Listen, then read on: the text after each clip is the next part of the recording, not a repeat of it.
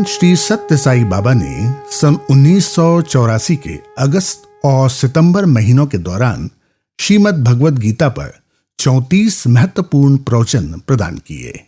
ये प्रवचन गीता के सार को विविध सरल उदाहरणों के माध्यम से निरूपित करते हैं, जो प्रत्येक साधक के लिए अत्यंत उपयोगी है।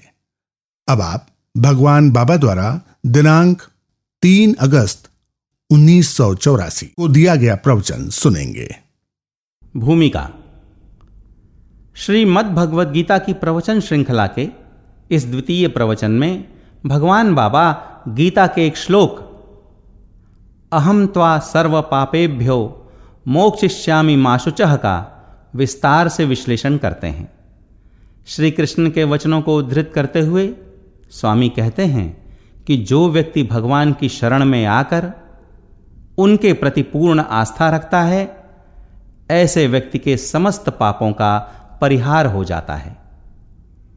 यही निष्ठापूर्ण भक्ति की उत्कृष्टता है। भगवान जो 3 कालों, गुणों और अवस्थाओं से परे हैं, उसकी महानता को जान पाना सामान्य अल्पज्ञ भक्तों के लिए असंभव है।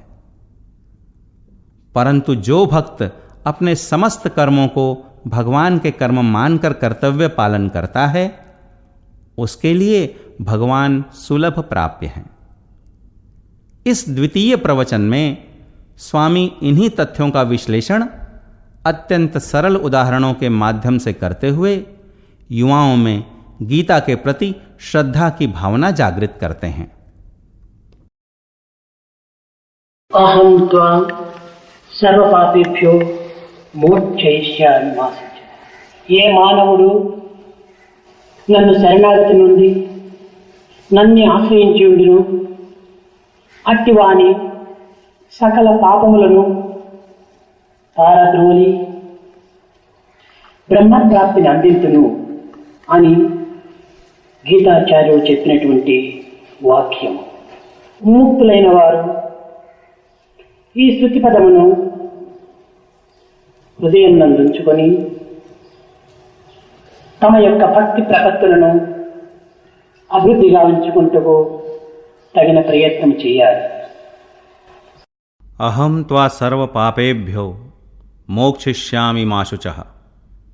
गीताचार्य ने कहा, जो मेरा आश्रय ग्रहण कर मेरी शरण में आएगा, मैं उसके सारे पापों को दूर कर उसे ब्रह्म पद की प्राप्ति कराऊंगा। जो मोक्ष पाने के इच्छुक हैं, उन्हें इस वाक्य को अपने हृदय में सुरक्षित कर पूर्ण भक्ति एवं प्रपत्ति की भावनाओं को बढ़ाने के प्रयत्न करने चाहिए। భగవంతుని శక్తి అనంతమైనటువంటిది, మానవుని యొక్క శక్తి అల్పమైనటువంటిది। అనంతములైన ఈ భూమండలమునందు అనేక విధులైనటువంటి యొక్క దృశ్యకల్పితమైనటువంటి ఈ ప్రపంచములో అనేక గోళములు మనకు గోచరమవుతుండాలి।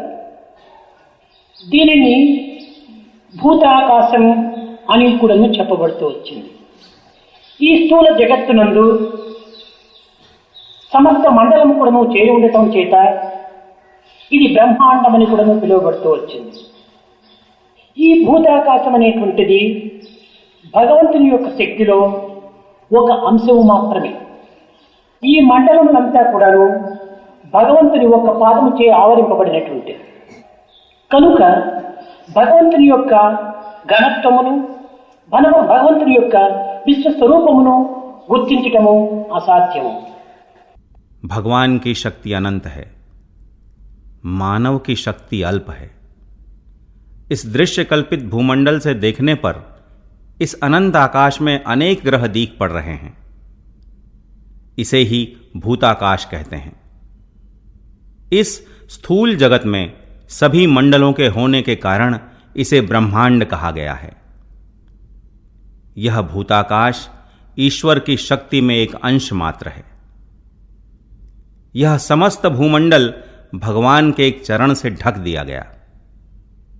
अतः भगवान के अनंत और विश्व रूप को पहचान पाना असंभव है। వేదమునందు కూడాను అత్యతిష్ట దశాంగుణం అన్నారు।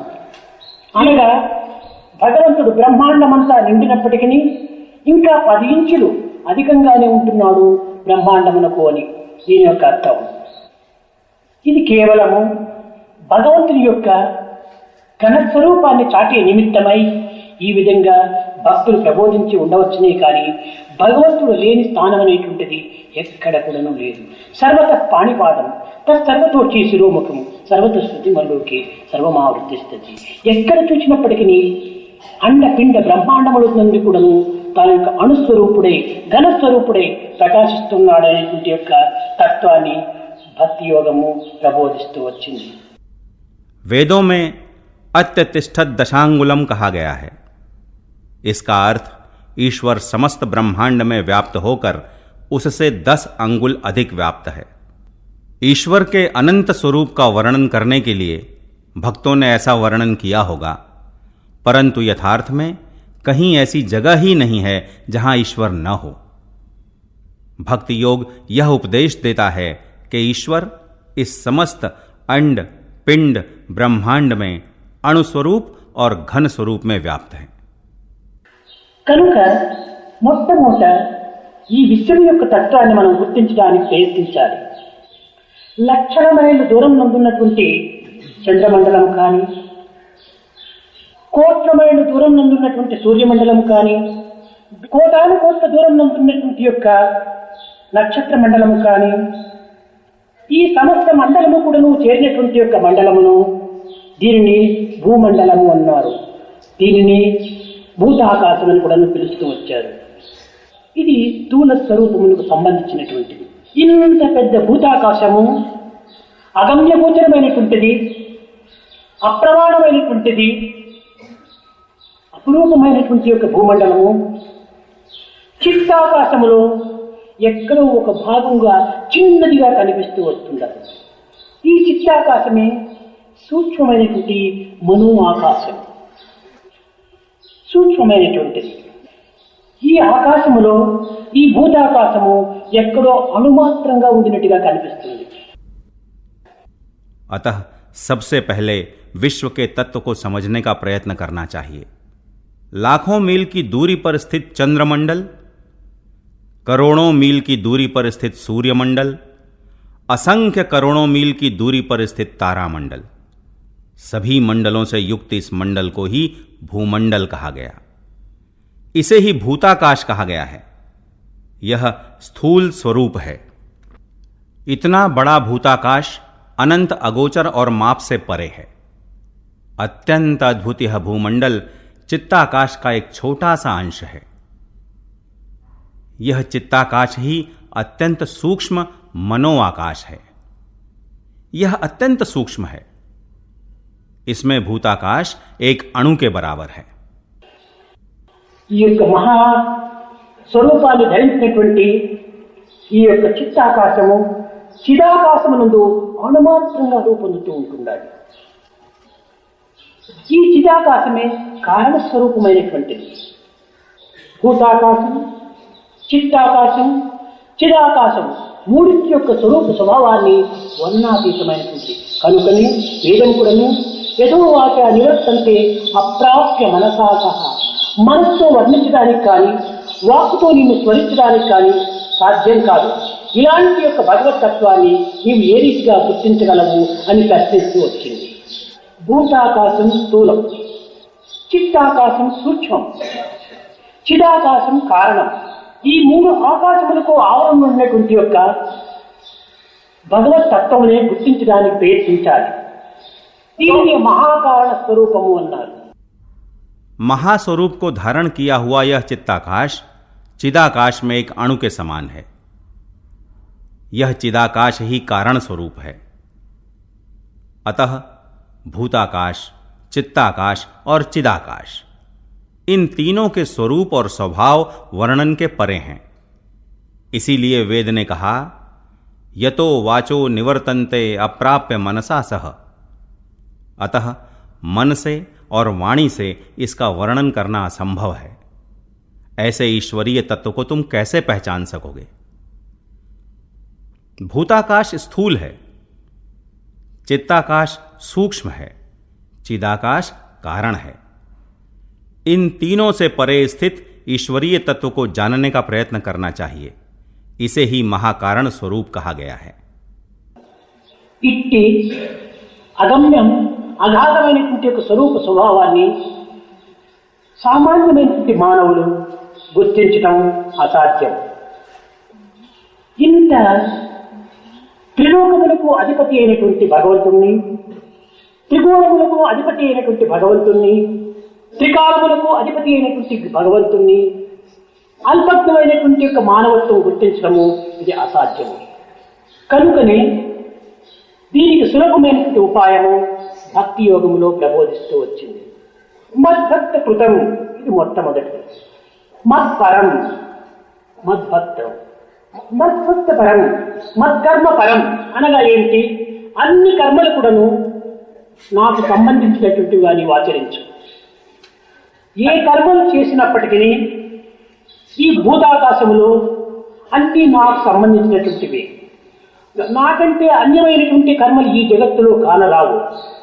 కనుక నీవు ఏ కర్మలు చేసినప్పటికీ ఇవి నాకు సంబంధించినటువంటి కర్మలుగా నీవు ఆచరించు అని మొట్టమొదట భక్తి యోగం బోధిస్తూ వచ్చింది. ऐसे अनंत अगोचर और अर्थात तत्व के स्वरूप और स्वभाव को जानना सामान्य मानव के लिए असंभव है। तीनों लोकों के स्वामी इस ईश्वर को, तीनों गुणों के स्वामी इस ईश्वर को, तीनों कालों के स्वामी इस ईश्वर को इन अल्पज्ञ मानवों के लिए जान पाना असंभव है। भगवत गीता का उपदेश है कि इसके लिए सरल मार्ग भक्ति योग ही है। मद भक्त कृतम, यह सबसे पहले है। मत परम, मद भक्तौ, मद भक्त परम, मत कर्म परम, अर्थात सभी कर्मों को मेरे ही मानकर उनका आचरण करो। तुम जो भी कर्म करोगे इस भूताकाश में वे सब मुझसे ही संबंधित हैं। मुझसे अन्य कोई कर्म इस जगत में दिखाई नहीं पड़ेंगे। अतः तुम जो भी कर्म करोगे उन्हें मुझसे ही संबंधित मानकर करो। यही भक्ति योग का उपदेश है। మత్ పరం, నా కోసం నువ్వు చేయి, నీ కోసం కాదు నువ్వు చేస్తుండేది. నీవు నీవు నీవు అనుకుంటున్నావు. నీవు ఎవరు? నీ యందు అణుస్వరూపుడై ఆత్మస్వరూపుడై ప్రకాశించేటువంటిది నేనే. ఆత్మస్థానం నుండి నేను నేను నేను అనేటువంటి పదము ఆవిర్భవిస్తూ వచ్చింది. కనుక నేను అనేటువంటి పదము ఈ దేహములకు సంబంధించినటువంటిది కాదు. ఇది ఆత్మకు సంబంధించినటువంటిది. ఆత్మ యొక్క రియాక్షనే, ఆత్మ యొక్క రిఫ్లెక్షనే, ఆత్మ యొక్క రీసౌండే. కనుకనే ఈ నేను అనేటువంటి పదము దేహములకు కానీ, మనసులకు కానీ, బుద్ధికి కానీ, ఇంద్రియములకు కానీ సంబంధించినటువంటిది కాదు. ఇట్టి దేహ మనోతత్వములకు అతీతమైనటువంటి యొక్క నేను అనేటువంటి యొక్క పదము ఆత్మకు సంబంధించినటువంటిది. मत परम, मेरे लिए ही तुम करो। तुम जो कुछ कर रहे हो वह स्वयं के लिए नहीं। तुम बार बार तुम कह रहे हो, तो तुम कौन हो? अणुस्वरूप और आत्मस्वरूप के रूप में तुम में जो प्रकाशमान है वह मैं ही हूं। आत्मा के स्थान से ही मैं का शब्द उत्पन्न हो रहा है। अतः शब्द मैं का संबंध इस शरीर से नहीं है, यह आत्मा से संबंधित है। यह आत्मा की ही प्रतिक्रिया है, यह आत्मा का ही प्रतिबिंब है, आत्मा की ही प्रतिध्वनि है। अतः यह शब्द मैं न तो शरीर से, न मन से, न बुद्धि से और न ही इंद्रियों से संबंधित है। शरीर और मानसिकता से परे इस शब्द मैं का संबंध आत्मा से है। నీవు ఏమి చేసినప్పటికీ ఆత్మతృప్తి నిమిత్తమై ఆచరిస్తూ ఉన్నావు. ఇలాంటి యొక్క రహస్యాన్ని నీవు గుర్తించుకోలేక ఏదో బాహ్యమైనటువంటి దేహమే నేను భావించి ఈ మాయలో మునిగి కేవలం నాది, నేను, నావారు అనేటువంటి యొక్క ప్రాంతిలో నీవు కొట్టుకొని పోతున్నావు. కనుక ఏది చేసినప్పటికీ నా తృప్తి నిమిత్తమే నీవు చేస్తున్నావు. ఆ పరమై నీవు ఆచరిస్తున్నావు. నీవు నా ఏజెంట్గా నీవు ప్రవర్తిస్తున్నావు. కనుక ఇది మత్పరం, నా కోసమే నువ్వు ఆచరిస్తున్నావు. ఈ సత్యాన్ని నువ్వు గుర్తించుకో. तुम जो कुछ भी कर रहे हो वह आत्मा की संतुष्टि के लिए कर रहे हो। इस रहस्य से अनभिज्ञ रहते हुए, माया में डूबकर इस बाह्य शरीर को ही मैं मानकर मेरा, मैं, मेरे अपने कहते हुए भ्रम में बहे जा रहे हो। जो कुछ भी कर रहे हो मेरे ही संतुष्टि के लिए कर रहे हो, मेरे ही अधीन रहकर कर रहे हो।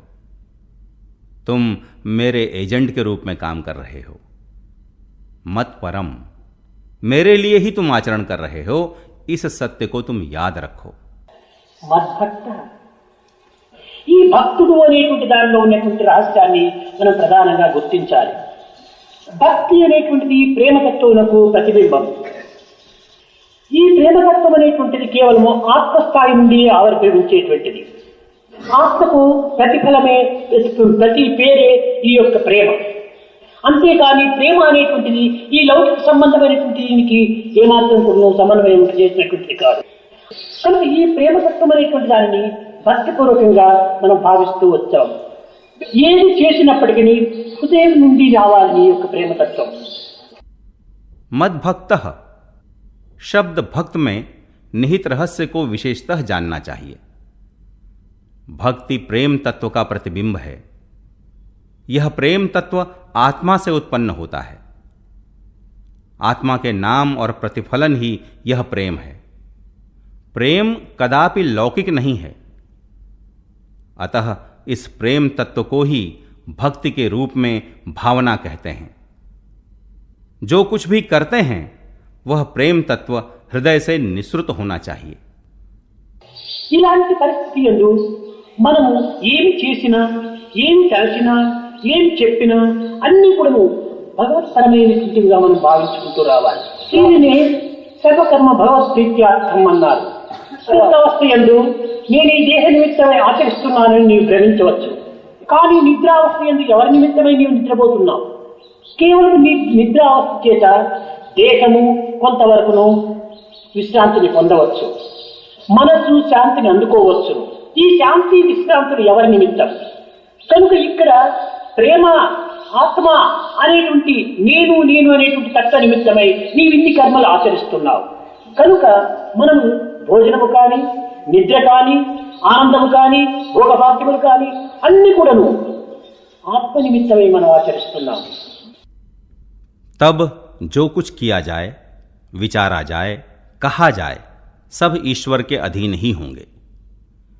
इसी को सर्व कर्म भगवत प्रीत्यर्थम कहा गया है।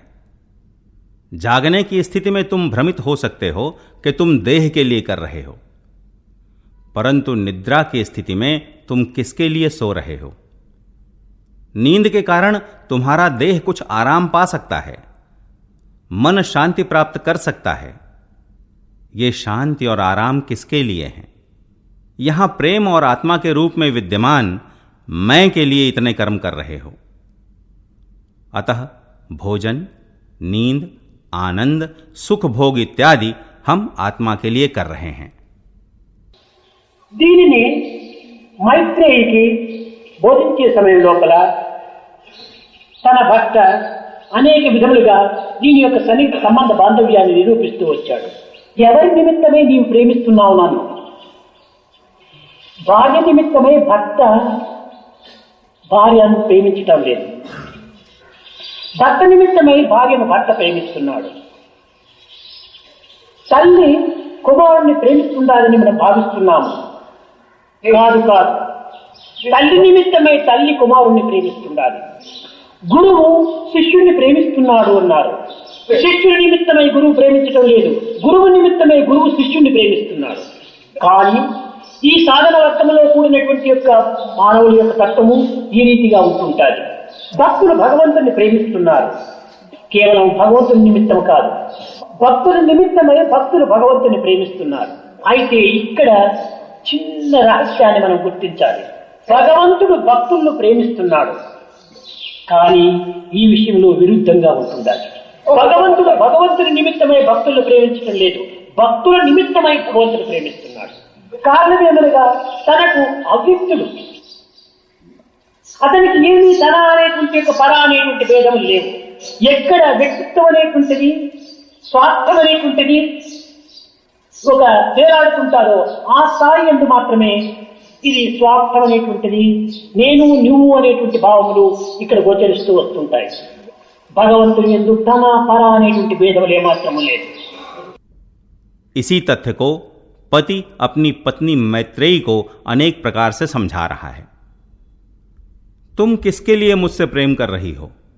पत्नी के लिए पति पत्नी से प्रेम नहीं कर रहा है, पति स्वयं के लिए पत्नी से प्रेम कर रहा है. हम विचारते हैं कि मां बेटे से प्रेम करती है. नहीं नहीं, मां स्वयं के लिए बेटे से प्रेम करती है. कहते हैं कि गुरु शिष्य से प्रेम करता है. शिष्य के लिए नहीं, बल्कि गुरु स्वयं के लिए शिष्य से प्रेम कर रहा है. मानव का स्वभाव कुछ ऐसा ही होता है. भक्त भगवान से प्रेम करते हैं, परंतु ईश्वर के लिए नहीं, केवल स्वयं के लिए भक्त भगवान से प्रेम कर रहे हैं. लेकिन यहां हमें एक छोटे से रहस्य को समझना है. भगवान भक्त से प्रेम कर रहा है. यहां की स्थिति उक्त नियम के विपरीत होती है. भगवान स्वयं के लिए नहीं, बल्कि भक्तों के लिए भक्तों से प्रेम कर रहा है. इसका कारण भगवान अव्यक्त है. उसके लिए अपना पराया जैसे अंतर नहीं है. जहां व्यक्तित्व और स्वार्थ जैसे तत्व होते हैं, उस स्तर पर तुम और मैं जैसी भेद भावनाएं दिख पड़ती हैं. भगवान में अपना पराया जैसी भेद भावनाएं रत्ती भर भी नहीं हैं. కనుక మత్కర్మకృతం మత్తప మత్పరం మద్భక్త అనేటువంటి యొక్క తత్వములు ఇది భక్తులకు సంబంధించినటువంటిది, ఉపాసన వర్గంకు ఎంతో తోడ్పడేటువంటివి. అయితే ఈ మానవుని యొక్క శక్తి సామర్థ్యములు అల్పమైనటువంటివి అయినప్పుడు దీని యొక్క తత్వం మనం ఏ రీతిగా గుర్తించాలి? ఒక్క వ్యక్తికి ఏదో కొంత గాలి కావాలనుకుంటే ఒక ఫ్యాన్ చేతిలో పెట్టుకొని అన్ని విధాలా శ్రమపడితే కూడాను కించిత్తైనా గాలి తనకు చోకటం లేదు. జుంజు మారుతమే వీచినప్పుడు సముద్రం కూడాను అలలుగా బయలుదేరి ఉప్పెన కూడాను బయలుదేరుతుంది. చెట్టు వేళ్ల వరకు కూడాను కూలిపోతుంది. ఇంత పెద్ద గాలిగా వస్తుంది. ఇది ఎవరి శక్తి? మానవుడు వీచుకునేటువంటి యొక్క ఫ్యాన్ గాలి అల్పమైనటువంటిది, వీడి శక్తి చాలా తుచ్చమైనటువంటిది. కానీ భగవత్ శక్తి జుంజు మారుతము ఇది చాలా అఖండమైనటువంటిది. మానవుడు ఒక భాగం నుండి నీరు తోరినప్పుడు లేక పంప్ సెట్లు పెట్టి కొట్టినప్పుడు ఏదో కొంతవరకు నీరు మాత్రమే వానికి ప్రాప్తిస్తుంది. కుంభవర్షమే కురిసినప్పుడు నదులు ఊర్లు కూడా ఏకమైపోతాయి. అది భగవత్ శక్తి. ఈ పంప్ శక్తి మానవ శక్తి. ఒక గృహంలో మనకు వెలుతురు రావాలన్నా ఒక తైలపు బొత్తి దీపము లేక ఒక ఎలక్ట్రిక్ బల్బు మనం వేసుకుంటాం. ఆ యొక్క లైట్ తో మనం ఆ గృహమును మాత్రమే మనం సరిదిద్దుకుంటాం. కానీ సూర్యోదయం అయిందంటే సర్వత్రా కూడా ప్రకాశము, అడవి యందు, గుట్ట యందు, చెట్టు యందు, ఇంటి యందు సర్వత్రా కూడా ప్రకాశము ప్రసరిస్తూనే ఉంటుంటారు. ఇది దైవశక్తి. దీపము మానవ వ్యక్తిత్వం యొక్క శక్తి. ఇంత శక్తి కలిగినటువంటి అఖండ శక్తి కలిగినటువంటి దైవత్వాన్ని ఈ అల్పశక్తితో కూడినటువంటి మానవుడు ఏ రీతిగా చేరడానికి వీలవుతుంది? मत कर्म कृतम मत परम मत भक्त, ये शब्द और तत्व भक्त से संबंधित हैं. ये उपासना में अत्यंत सहायक हैं. मानव की शक्ति और सामर्थ्य के अल्प होने पर इसके तत्व को कैसे पहचाना जा सकता है?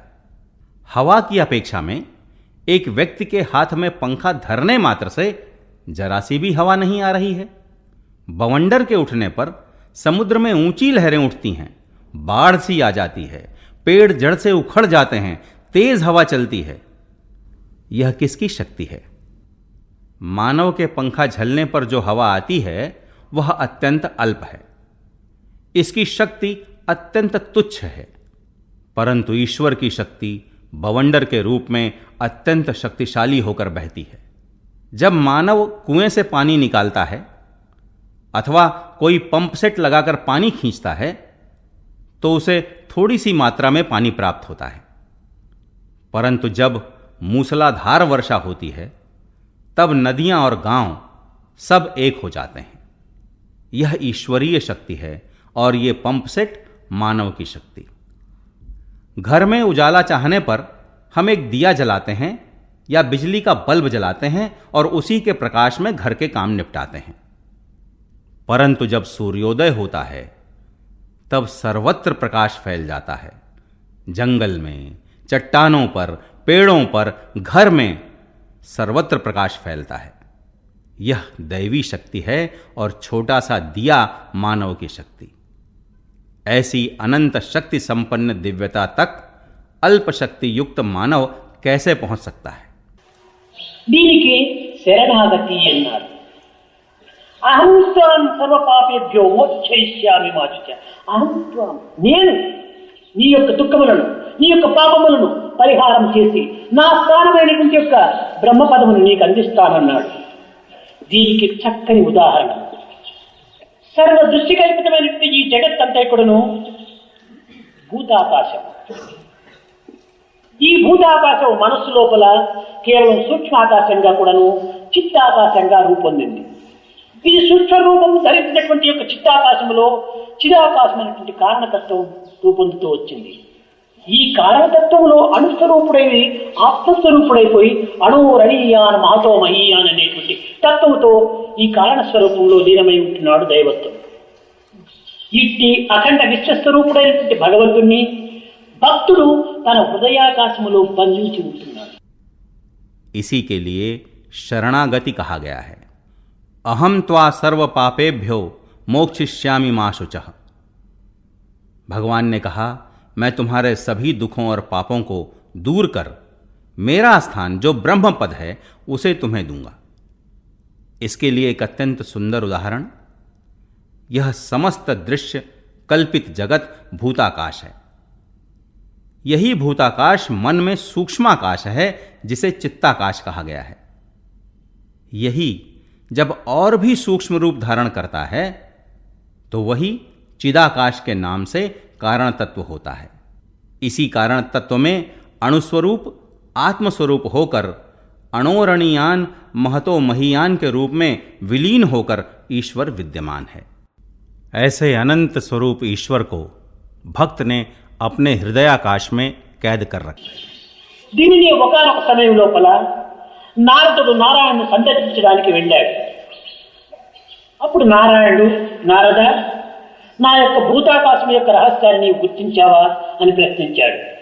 ఈ పంచభూతములు, పంచేంద్రియములు, పంచచక్షులు, పంచ ప్రాణములు, ఈ పంచభూతములు కూడాను ఏ రీతిగా ఉంటున్నాయి, ఇందులో ఏవి చాలా అధికమైనటువంటిది అని ప్రశ్నించాడు. శబ్ద స్పర్శ రూప రసగంధాలతో కూడినటువంటి యొక్క ఈ ఎలిమెంట్స్ అంతా కూడా ఉంటున్నాయి. భూమి, జలము, అగ్ని, వాయువు, ఆకాశం. ఇందులో ఏ యొక్క భూతము గొప్ప స్వరూపాన్ని ధరించి ఉంటుండాలన్నాడు. అప్పుడు నారదుడు యోచించాడు. స్వామి, భూమి చాలా గొప్పది అన్నాడు. ఎట్లా గొప్పది అని ప్రశ్నించాడు నారాయణుడు. ఇది చాలా తప్పు. 3 భాగములు జలంతో నిండినటువంటిది ఇది.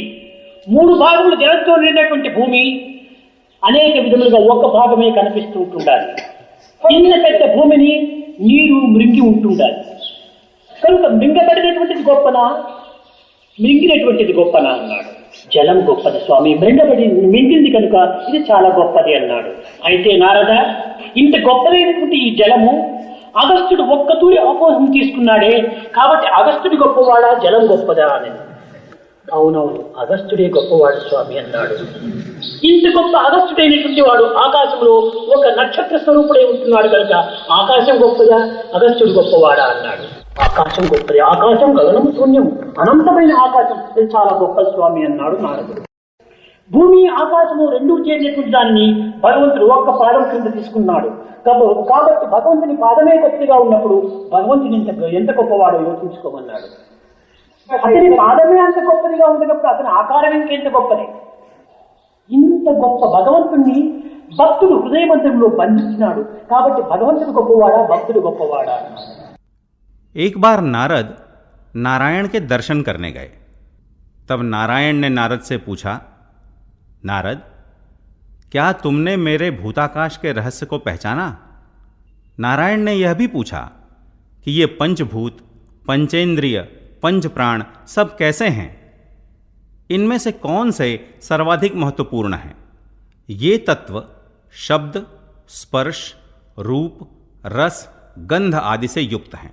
भूमि, जल, अग्नि, वायु, आकाश। नारायण ने पूछा कि इनमें से कौन सा भूत महान रूप धारण किए हुए है। कुछ विचारने के बाद नारद ने कहा, स्वामी, भूमि महान है। नारायण ने पूछा, कैसे महान है? जल 3 भाग है और धरती का एक ही भाग दिखाई पड़ रहा है। इतनी बड़ी धरती को जल ने निगल लिया है।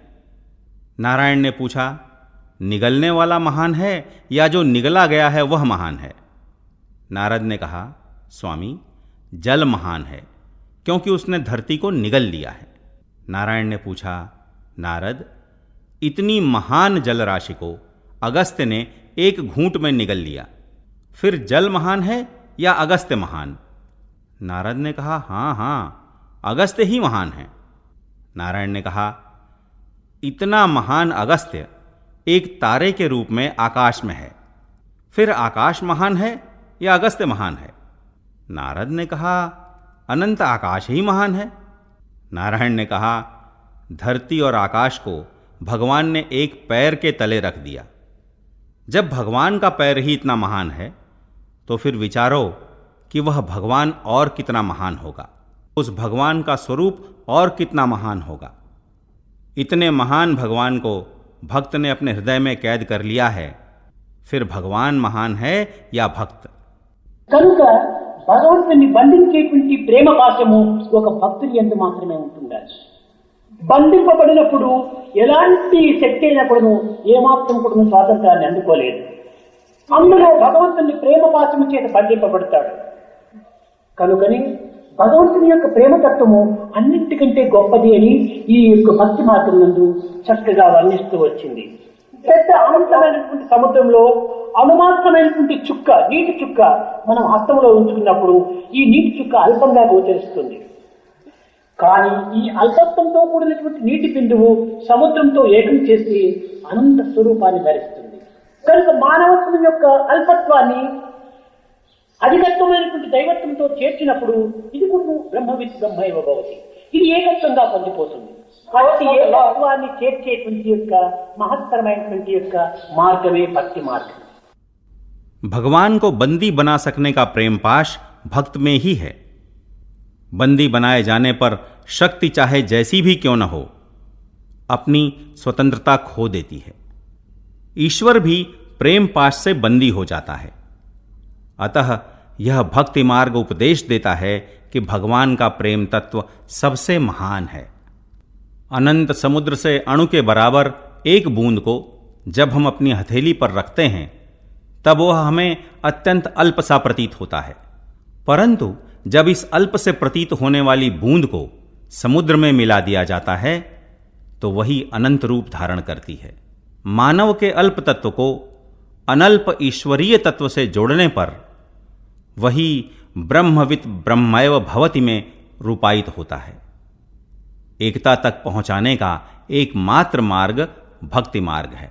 కానీ అఖండ స్వరూపుడైనటువంటి అఖిలాండ కోటి బ్రహ్మాండ నాయకుడైనటువంటి యొక్క దైవత్వం యొక్క దీనిని మానవుడు సులభంగా అర్థం చేసుకోవటం లేదు. బ్రహ్మాండ నాయకుడు భగవంతుడు. కానీ ఈనాటి మానవుడి యొక్క పరిస్థితి ఏ రీతిగా ఉంది? ఒక గ్రామ పెద్ద, ఒక స్టేట్ మినిస్టర్, ఇంకొక స్టేట్ ఏదైనా ఇలాంటి అల్పగుడైనటువంటి వారికి చేతులు కట్టి అనేక విధములుగా వినయ విధేయతతో వారిని ఆశ్రయిస్తున్నాము, వారిని ప్రార్థిస్తున్నాము. కానీ బ్రహ్మాండ నాయకుడైనటువంటి భగవంతుని దగ్గర వినయ విధేయతలు మనం ఏమాత్రము ప్రకటించడం లేదు. అలాంటి నాయకత్వాన్ని వహించినటువంటి యొక్క దైవత్వాన్ని మనం చాలా చులకనగా మనం భావిస్తున్నాము. కారణమేమనగా దాని యొక్క మహత్తరమైన చరిత్రను మనం గుర్తించుకోవడానికి ప్రయత్నించడం లేదు. ఈ అల్పపుత్రుల యొక్క స్వభావమును అల్ప మార్గముని అనుసరిస్తుంటున్నాయి.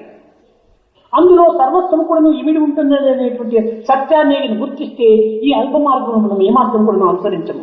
కోరిన ఫలమిచ్చు కల్పవృక్షంపై ఉండ పెరటి పుష్పమునకై ప్రీతియేన, అడిగిన పాలిచ్చు కామధేనువే ఉండ ధనమిచ్చి ఆవును కొనగనేలా.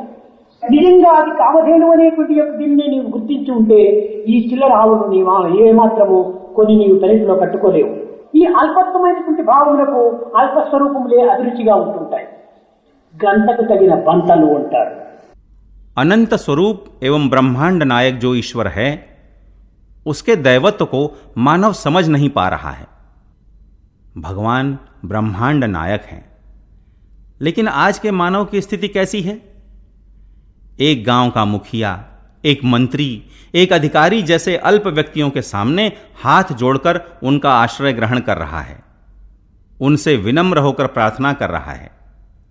परंतु ब्रह्मांड नायक भगवान के सम्मुख किसी भी प्रकार की विनम्रता नहीं दर्शा रहा है.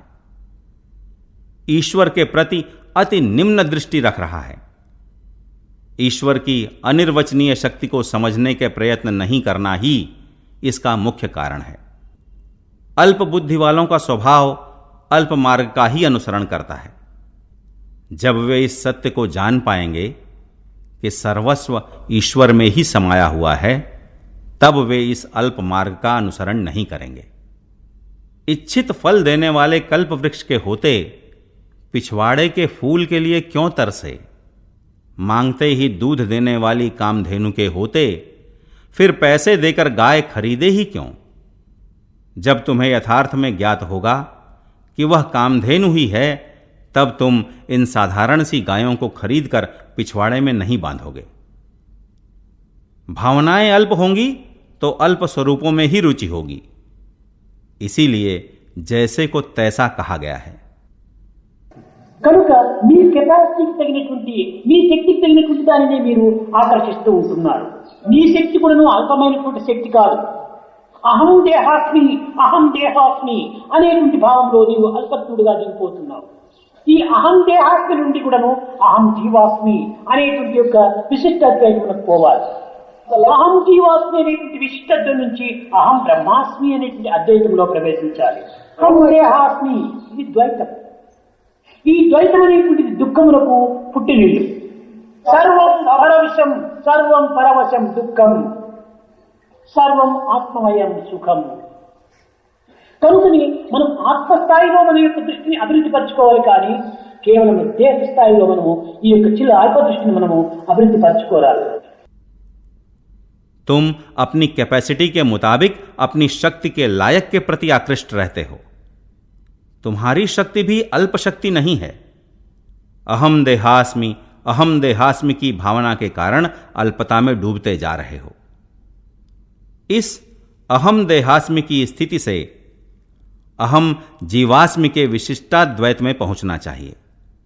अहम जीवास्मि के विशिष्टाद्वैत से अहम ब्रह्मास्मि के अद्वैत में पहुंचना चाहिए. अहम देहास्मि द्वैत है. दुखों का मूल स्रोत यह द्वैत ही है. सर्वम दुखम परवशम, सर्व आत्ममयम सुखम.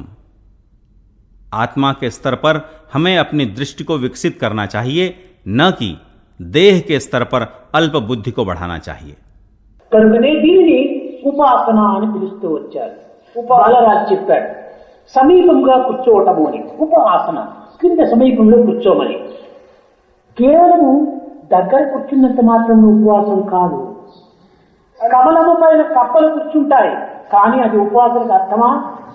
కాదు. ఇది నియర్ కాకుండా అందులో ఉన్నటువంటి హనీని కోరేటువంటి టీయర్ కూడా ఉంటుండాలి. నియర్నెస్ తో పాటు డియర్నెస్ కూడా ఉంటుండాలి.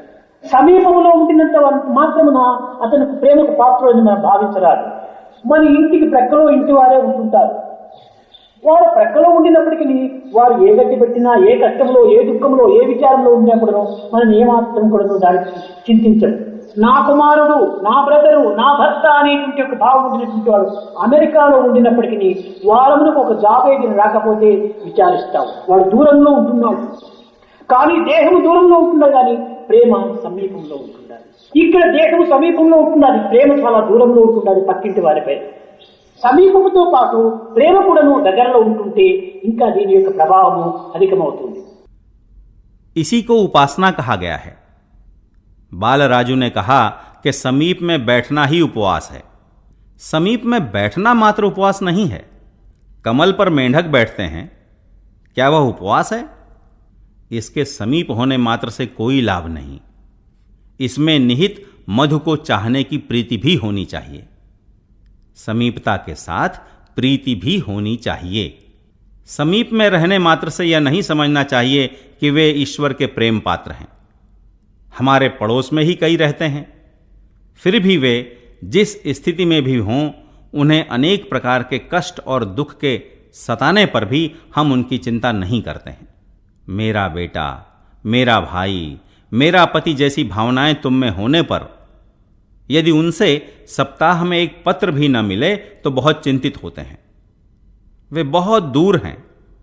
शरीर तो दूर है, परंतु प्रेम निकट ही है।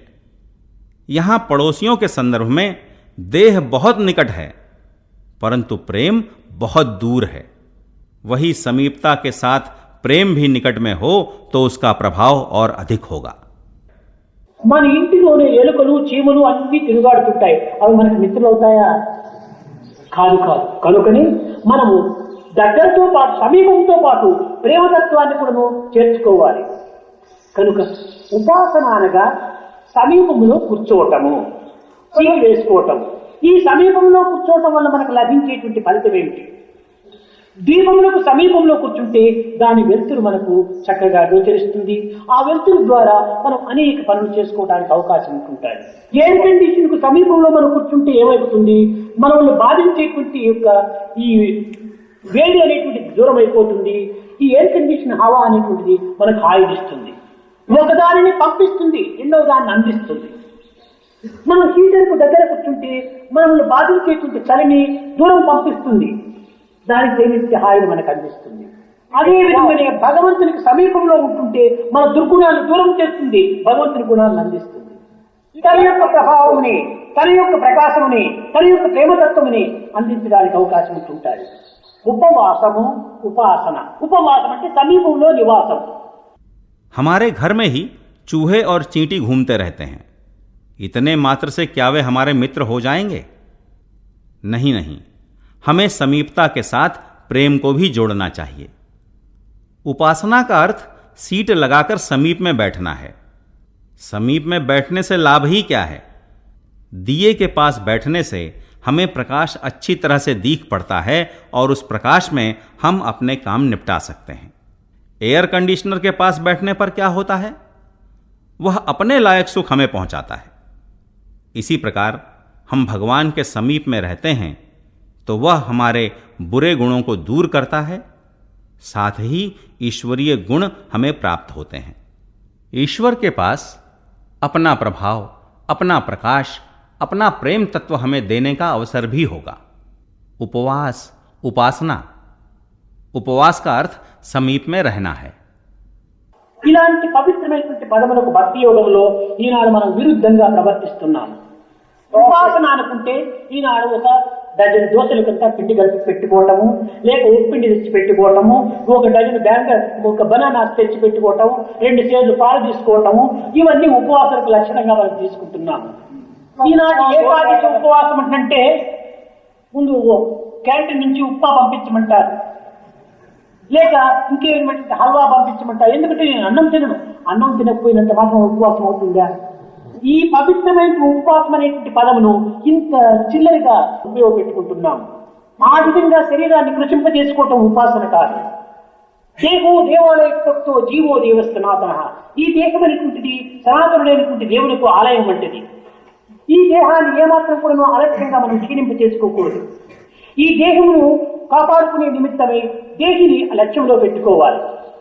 మన ప్రేమతత్వాన్ని భగవంతునికి అతి సమీపంగా చేసుకోవడానికి కృషి చేయాలి. ఇది ఏ విధంగా సమీపం అవుతుందంటే ఏది చేసినా, ఏది చూచినా, ఏది చెప్పినా, ఏది తలచినా అన్ని మనం భగవత్పరమైనట్టుగా మనం భావిస్తే ఇదే సమీపానికి మార్గం. आज ऐसे पवित्र शब्दों के विपरीत आचरण कर रहे हो। उपवास का अर्थ आज 1 दर्जन डोसा, उपमा, केले और 2 सेर दूध लेना मान रहे हैं। एकादशी का उपवास रखते हैं तो पहले कैंटीन से उपमा या हलवा भेजने को कहते हैं कि मैं खाना नहीं खा रहा हूं। खाना न खाने मात्र से क्या उपवास हो जाता है? पवित्र उपवास शब्द का प्रयोग आज इतने निम्न स्तर पर कर रहे हैं। शरीर को दुर्बल करना उपवास नहीं है। देहो देवालय प्रोक्तो जीवो देवस सनातनः। यह शरीर सनातन ईश्वर के लिए मंदिर के समान है। इस शरीर को किसी भी हालत में उपेक्षा से दुर्बल नहीं करना चाहिए। देह की रक्षा देह में रहने वाले के लिए करनी चाहिए। अपने प्रेम के सहारे हमें ईश्वर के समीप पहुंचने का प्रयत्न करना चाहिए। जो कुछ देखते हैं, जो कुछ करते हैं, जो कुछ कहते हैं, जो कुछ विचारते हैं, सब कुछ ईश्वर के अधीन मानकर करना चाहिए। समीपता का यही मार्ग है। కనుక భక్తి విషయం అంటే కేవలము ఒక విధమైన ప్రేమతత్వాన్ని పెంచుకోవటం మాత్రమే కాకుండా ఈ ప్రేమకు సంబంధించినటువంటి కొన్ని క్రియలు కూడా మనం ఆచరిస్తూ రావాలి. ఈ భక్తికి ప్రధానమైనటువంటి లక్షణాలు కొన్ని ఉంటున్నాయి. దూషణ భూషణను, శీతోష్ణములను, ఇంకే విధమైనటువంటి లాభ నష్టములను, సుఖ దుఃఖములను, ఇంకే విధమైన మానాభిమానములను, ఈ 5 విధములైనటువంటి వీటిని మనము సమర్థంగా భావించాలి. దూషణకు కృంగక, భూషణకు పొంగరాదు. లాభములకు ఆనందించరాదు, నష్టములకు కృంగిపోరాదు. శీతోష్ణములను సమర్థంగా మనం భావించాలి. ఎక్కడగా చలికాలంలో మనకు ఉలన్ కోట్లు మనకి ఎంతైనా ఉపకారం చేస్తాయి. ఇంకా ఎండల కాలం లోపల థిన్ షర్ట్స్ మనకి ఎంతో ఉపకారం చేస్తాయి. ఇవి రెండు కూడా మనకు ఉపకారములే కానీ అపకారులు కాదు కదా. శీతోష్ణములు కూడా మనకు ఒక కాలంలో ఆనందాన్ని అందిస్తుంది, మరొక కాలంలో ఒక ఉష్ణం మనకు ఆనందాన్ని అందిస్తుంది. కనుక శీతోష్ణములు రెండు కూడా మనకు ఆనందాన్ని, సుఖాన్ని అందిస్తున్నాయి, కానీ మనం ఉపయోగించుకునేటువంటి విధానంలో ఉండాలి తప్పు. ఎండల కాలం లోపల మనం శీతలాన్ని ఎంతైనా ఉపకారం చేస్తుంది, కానీ మంచి ఎండల లోపల కూడా అతి సమీపంలో కూర్చుంటే అది అపకారం చేస్తుంది. అదే విధంగానే ఈ శీతోష్ణములు కానీ, సుఖదుఖములు కానీ, దోషదోషములు కానీ మనం వినియోగించుకునేటువంటి విధానంలో ఉండాలి కొన్ని లాభ నష్టములు, సుఖ दुखमुలు. भक्ति का अर्थ मात्र प्रेम को बढ़ाना ही नहीं है, बल्कि इस प्रेम से संबंधित कुछ काम भी हमें करने चाहिए। इस भक्ति के कुछ विशेष लक्षण भी हैं।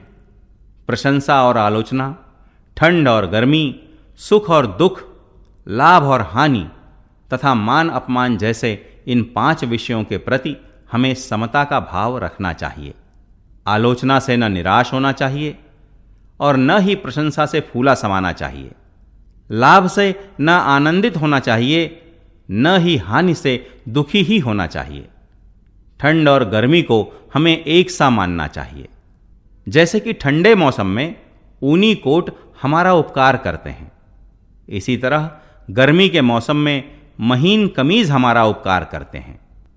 ये दोनों हमारा उपकार करने वाले ही हैं, अपकार करने वाले नहीं। इसी प्रकार एक मौसम में ठंड हमें आनंद प्रदान करता है, तो और एक मौसम में गर्मी हमें आनंद प्रदान करती है। अतः ठंड और गर्मी हमें आनंद और सुख ही पहुंचा रहे हैं, परंतु इनका उपयोग करने में ही हमारी भूल है। गर्मी के मौसम में ठंड हमारा बहुत उपकार ही करती है, लेकिन यदि गर्मी के मौसम में हम आग के पास बैठते हैं तो वह हमारा अपकार ही करेगी। इसी प्रकार ठंड और गर्मी, सुख और दुख, आलोचना और प्रशंसा आदि को हम किस भाव से लेते हैं, इस पर सब कुछ आधारित है। ప్రపంచంలో మనకు అన్ని కూడా ఉపకారాలైనటువంటివే కానీ అపకారం ఏమాత్రం కూడా కాదు. అన్ని భగవత్ సృష్టివే. అయితే మన స్థాయికి తగినట్టుగా దాన్ని ఉపయోగించుకోవాలి. పిల్లవాడి చేతికి బంగారు కప్పు ఇచ్చినా, పిచ్చివాడి చేతికి కప్పిచ్చినా ప్రమాదం అయిపోతుంది. ఈ బంగారు కప్పు విలువైనటువంటిది కనుక దీన్ని దాచుకుని భద్రంగా దాచుకునేటువంటి వ్యక్తి చేతికి దీన్ని అందించాలి. కత్తి యొక్క ప్రభావం తెలిసినటువంటి వాడి చేతికి కత్తి ఇవ్వాలి.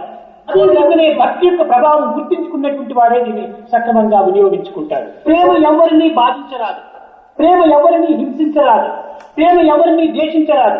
అద్వేష్ట సర్వభూతానాం అని ప్రేమ ప్రేమ ప్రేమ అని చెప్పుకుంటూ దీనిని అనేక విధములుగా బాధిస్తూ రావటం చేత ఇది ప్రేమకు ఏ రీతిగా చిహ్నమవుతుంది. కనుక ప్రేమ అనుకున్నప్పుడు ఏది చెప్పినా, ఏది చేసినా దాన్ని శిరసావించుకునేటువంటి స్థితిలో మనం ఈ ప్రేమను పెంచుకోవాలి. కనుకని ఈ భక్తి యోగం నందు కూడాను నేను చెప్పినట్టు చెయ్యన్నారు. అందువల్లనే అర్జునుడు మొట్టమొదట అహంకారి గాంధీవం అనేటువంటి అహంకారం ధరించాడు. కట్టగలపటికి కరిష్యే వచనం తవా అన్నాడు. స్వామి మీ ఆజ్ఞ శిరసా వహిస్తాను అన్నాడు. అంతవరకు భావమరుదులుగా ఉంటున్నారన్నమాట. కరిష్యే వచనం తవా అనేటప్పటికి భక్తుడు గురువు అయిపోయారు. భావమరుదులు భక్తుడు భగవంతుడిగా మారిపోవటంలో ఉంటుండాలి. ఏది ఈ యొక్క మానసిక పరిణామం నుండి. కనుకని మానసిక పరివర్తన ప్రతి భక్తునికి అత్యవసరం. మానసిక పరివర్తన లేకుండా ఎంత భక్తి చేసినప్పటికీ, ఎంత సమీపంలో ఉండినప్పటికీ ఇది ప్రయోజనం లేదు. కనుకని ఈ కాలతత్వాన్ని పురస్కరించుకొని కర్మలను మనం ఆచరించడానికి ప్రయత్నించాలి. संसार में सब हमारा उपकार ही करते हैं, अपकार करने वाले तत्व कुछ भी नहीं हैं। ये सब ईश्वर की ही सृष्टि हैं। हमें अपने स्तर के अनुसार इनका उपयोग करना चाहिए। बच्चे के हाथ में सोने की कटोरी देने और पागल के हाथ में तलवार देने से खतरा ही होता है। सोने की कटोरी मूल्यवान है, इसलिए इसे सावधानी से रखने वाले को ही इसे देना चाहिए। तलवार के प्रभाव को जानने वाले को ही तलवार देनी चाहिए। इसी प्रकार भक्ति के प्रभाव को जानने वाला ही इसका सदुपयोग करेगा। प्रेम से किसी को कष्ट नहीं देना चाहिए, प्रेम से किसी को दुखी नहीं करना चाहिए, प्रेम द्वारा किसी से द्वेष नहीं करना चाहिए। इसीलिए अद्वेष्टा सर्वभूतानाम कहा गया है। प्रेम की रटन लगाते हुए आचरण उसके विपरीत करने पर वह प्रेम का चिन्ह कैसे होगा? जब हम प्रेम कहते हैं तब जो भी कहें या जो भी करें उसका आचरण करने के अनुकूल हमें इस प्रेम को बढ़ाना चाहिए। इसीलिए भक्ति योग में श्री कृष्ण ने कहा, जैसे मैं कहता हूं वैसा ही करो। पहले पहल अर्जुन ने गांडीव के रूप में अहंकार का धारण किया, परंतु अंत में करिष्ये वचनम तव स्वामी, आपकी आज्ञा का पालन करूंगा, कहा। तब तक वे दोनों जीजा और बहनोई थे, लेकिन करिष्ये वचनम तव कहने के बाद वे भक्त और भगवान हो गए। भक्त और भगवान बन जाने में ही मानसिक परिवर्तन है। इसलिए मानसिक परिवर्तन हर भक्त के लिए अत्यंत आवश्यक है। बिना मानसिक परिवर्तन के भक्ति चाहे कितनी भी अधिक क्यों न हो, परंतु कोई प्रयोजन नहीं है। अतः समय के तत्व के अनुसार हमें कर्म करने चाहिए। उपसंहार। जब समस्त सत्कर्मों को ईश्वर के चरणों में समर्पित कर दिया जाता है तो ऐसा करने वाले भक्त पर भगवान की असीम कृपा और अनुग्रह की मूसलाधार वृष्टि होती है, जिस तथ्य को स्वामी ने अपने इस प्रवचन में रेखांकित किया है। इसके साथ साथ स्वामी ने भक्ति के लक्षणों और प्रेम के प्रभाव का भी सोदाहरण विश्लेषण प्रस्तुत किया है। भूताकाश, चित्ताकाश और चिदाकाश जैसी दार्शनिक शब्दावली के लिए शरीर, मन और आत्मा जैसे शब्दों को प्रतीकात्मक ढंग से प्रस्तुत करते हुए वेदांत की जटिलता को व्यावहारिक सरलता में रूपायित कर भक्तों में गीता के प्रति रुचि उत्पन्न कर दिया। अभी आपने भगवान बाबा द्वारा श्रीमद् भगवत गीता पर दिनांक 3 अगस्त 1984 को दिया गया प्रवचन सुना।